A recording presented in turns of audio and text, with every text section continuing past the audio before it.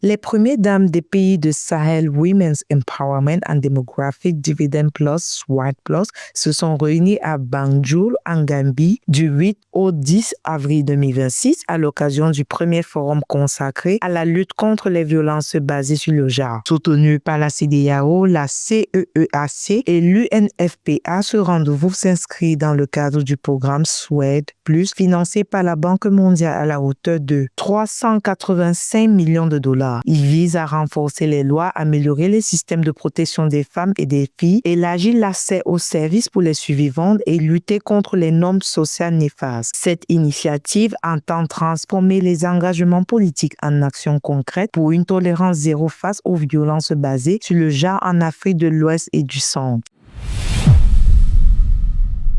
Les pays de la Communauté d'Afrique de l'Est, AEC, ont adopté à Kigali le 3 avril 2026 une déclaration sur l'intelligence artificielle accompagnée de la création d'un fonds régional pour soutenir les innovations et les technologies liées à l'IA. Ils veulent renforcer les souverainetés numériques en développant des systèmes d'IA basés sur des données locales et des infrastructures régionales avec l'usage de langues africaines comme le Swahili. Selon la Banque africaine de développement, l'IA pourrait générer jusqu'à 1 000 milliards de dollars de PIB et créer 40 millions d'emplois en Afrique d'ici 2035.